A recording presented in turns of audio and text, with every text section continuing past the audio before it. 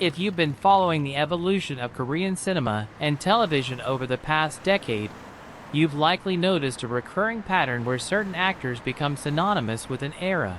And Kim Soo Hyun's early dominance with My Love from the Start placed him exactly in that position. Yet, what's far more interesting is not how he reached that peak, but how he managed the inevitable risk of typecasting that followed.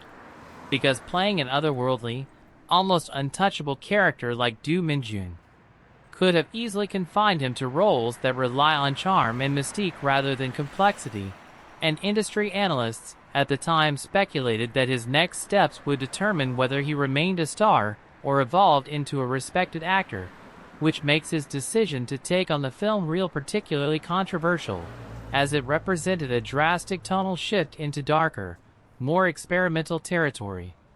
A move that initially received mixed critical reception and even disappointment from segments of his fanbase.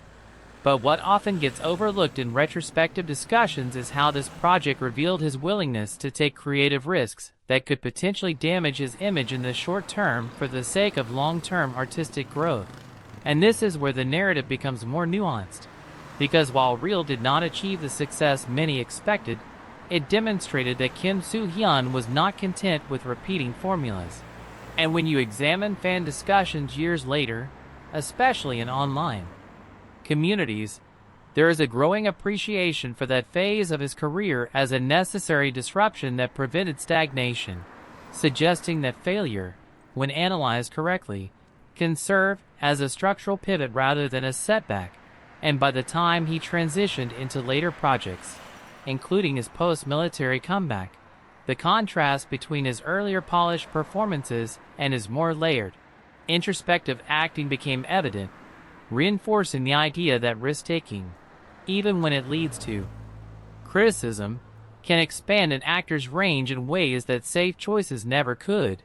So as we evaluate his trajectory, the real question becomes whether audiences today are more willing to embrace that complexity, or if they still prefer the idealized version of Kim Soo Hyun that first captured global attention.